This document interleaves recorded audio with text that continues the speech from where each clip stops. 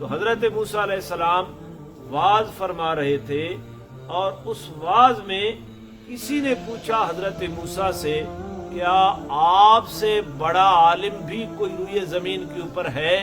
تو حضرت موسیٰ علیہ السلام نے فرمایا کہ نہیں۔ واقعی بات یہ تھی کہ جس وقت حضرت موسیٰ علیہ السلام دنیا کے اندر موجود تھے اس وقت روئے زمین پر حضرت موسیٰ سے بڑا عالم کوئی نہیں تھا۔ بات بالکل درست تھی، لیکن جتنا بندہ قریب ہوتا ہے جس کے اتنی ہی نامناسب باتوں کے اوپر گرفت ہوتی ہے۔ تو اللہ کریم کو یہ بات پسند نہ آئی کہ میرا نبی ہو کر یہ کہے کہ مجھ سے بڑا کوئی عالم نہیں ہے۔ کہنا تو یہ چاہیے تھا کہ اللہ بہتر جانتا ہے کہ کون بڑا عالم ہے، لیکن جناب موسیٰ علیہ السلام نے جو بات کہی اس میں میں کا جذبہ آیا ہے، تو اللہ کریم نے حضرت موسیٰ علیہ السلام کو تنبیہ فرمائی۔ کس وجہ سے کہ موسیٰ علیہ السلام سے پوچھا گیا کہ آپ سے بڑا عالم بھی اس وقت کوئی ہے؟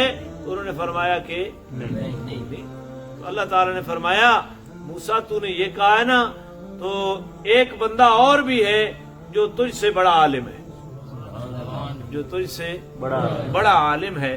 تو موسیٰ علیہ السلام کو اشتیاق پیدا ہوا کہ اللہ کریم میں تو اس سے ملاقات کرنا چاہتا ہوں، کچھ اس سے سیکھنا چاہتا ہوں۔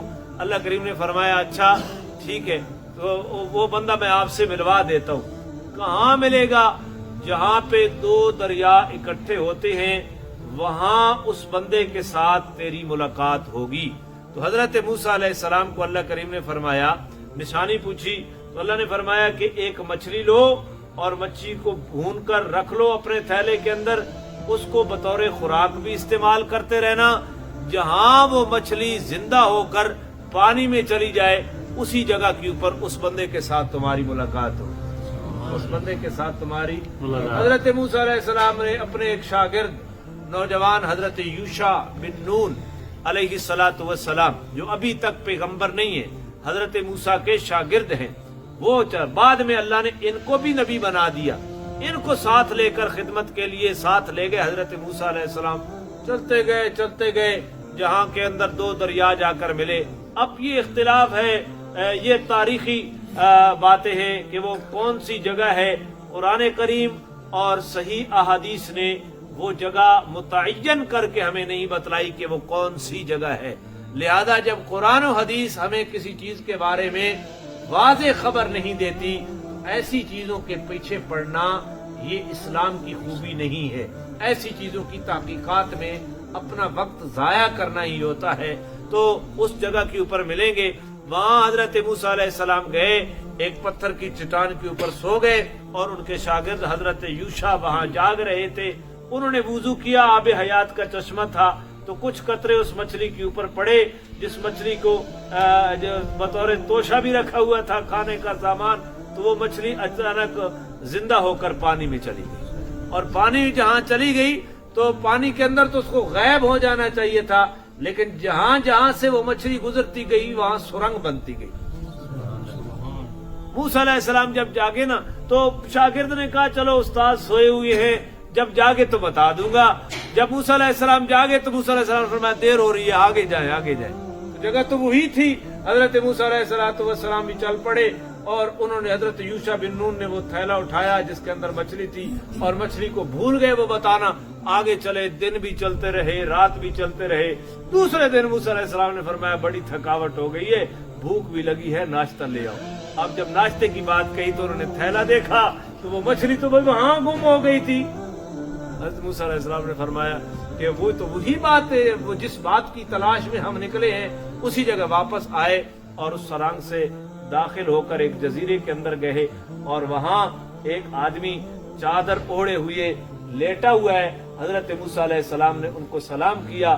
انہوں نے آگے سے کہا کہ اس جنگل کے اندر کون ہے جو سلام سے واقف ہے اور سلام کر رہا ہے؟ تو حضرت موسیٰ نے فرمایا کہ میں موسیٰ ہوں، اور اس شخص نے کہا کہ موسیٰ بنی اسرائیل؟ تو حضرت موسیٰ علیہ السلام نے فرمایا ہاں میں موسیٰ بنی اسرائیل ہوں، میں آپ سے کچھ بھلائی کا علم سیکھنے کے لیے آیا ہوں، اگر آپ مجھے اپنے ساتھ رکھیں تو میں کچھ باتیں آپ سے سیکھنا چاہتا ہوں۔ تو انہوں نے فرمایا آگے کہ جو بات میں جانتا ہوں وہ آپ کے علم میں نہیں ہے، اور جو بات آپ کے علم میں ہے وہ میرے علم میں نہیں۔ میرا علم اور ہے، موسیٰ تیرا علم اور ہے، اور تو میرے علم سے کیا سیکھے گا؟ تو بات برداشت ہی نہیں کر سکے گا۔ تو حضرت موسیٰ علیہ السلام نے انشاءاللہ کہہ کے وعدہ کر دیا کہ انشاءاللہ میں صبر کروں گا۔ تو حضرت خضر علیہ السلام نے فرمایا کہ اچھا ٹھیک ہے، تو صبر کرے گا تو جو کام میں نے کرنا ہے نا، جب تک اس بات کی حقیقت میں نہ بتلاؤں آپ نے مجھ سے سوال نہیں کرنا۔ موسیٰ علیہ السلام نے وعدہ کر دیا۔ اب چل پڑے، کشتی کے اندر سوار ہوئے۔ اب کشتی کے اندر حضرت موسیٰ اور حضرت خضر علیہ السلام، وہ آدمی خضر تھا، تو سوار ہوئے۔ تو کشتی کے اوپر ایک حدیث کے اندر آتا ہے کہ آ کر ایک چڑیا بیٹھی۔ کیا بیٹھی؟ چڑیا۔ اور اس نے چونچ اپنی سمندر کے اندر ڈبوئی اور پانی لیا۔ حضرت خضر حضرت موسیٰ کو کہتے ہیں، موسیٰ تو مجھ سے علم حاصل کرنے کے لیے آیا ہے، اور یہ بات یاد رکھنا کہ تیرا علم اور میرا علم اس کو اللہ کے علم کے ساتھ اتنی بھی نسبت نہیں ہے جتنی اس سمندر سے اس چڑیا نے ایک چونچ میں قطرہ پانی کا لیا۔ اللہ کا علم بے انتہا ہے، ہمارے علم کی ایک انتہا موجود ہے، وہ محدود ہے۔ تو حضرت موسیٰ علیہ السلام کو حضرت خضر نے بھی یہ بات بھی سمجھا دی۔ تو کشتی کے اندر جا رہے، حضرت خضر علیہ السلام نے کشتی کا پھٹا توڑ دیا۔ کشتی والوں نے کرایہ بھی نہیں لیا تھا حضرت خضر کو، وہ جانتے تھے موسیٰ علیہ السلام سے صبر نہ ہو سکا۔ انہاں کہنا غریبا کرایہ بھی نہیں گتا، تو چنگا رہا کشتی نے پھٹا ہی توڑ چھوڑی۔ حضرت خضر علیہ السلام نے آکھا بھئی میں وہ گل نہیں آکھی بجڑا کام میں کرنا تے اس تے صبر تھا۔ تو موسیٰ علیہ السلام آکھیا بھئی ہن میں بات کوئی نہ آگے جا رہے تھے۔ تو حضرت خضر علیہ السلام نے دیکھا کہ کچھ نوجوان بچے کھیل رہے ہیں، ایک بچے کی گردن کو مروڑا اور سر سے جدا کر دی۔ موسیٰ علیہ السلام آکھے بھئی نا حق قتل کر دیتا تو۔ حضرت خضر نے آکھا میں وہ گل نہیں آکی پہلے، تیرا علم اور ہے اور میرا علم۔ آگے ایک بستی میں گئے اور وہاں حضرت موسیٰ اور حضرت خضر نے کھانا مانگا اس بستی والوں سے، اور ان بستی والوں نے کہا کہ اسد مہمان شمان وڑن کد نہیں دیتے، بستی مہمان نواز نہیں تھی۔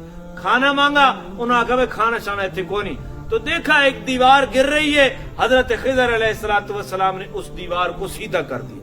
اس دیوار کو موسیٰ علیہ السلام آکھا بھئی تم ہی بڑا عجیب آدمی ہے، ایسا کھانا منگا انہوں نے دیتا نہیں، تو ہی نہیں کدھا پہنا بتا۔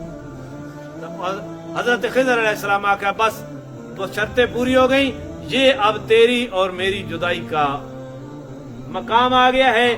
اب میں تجھے بتاتا ہوں کہ میں نے اس بچے کو قتل کیوں کیا، اور میں نے اس کشتی کا پھٹا کیوں توڑا، اور میں نے یہ دیوار کیوں سیدھی کی ہے۔ یہ باتیں ساری اگلے درس میں آئیں گی۔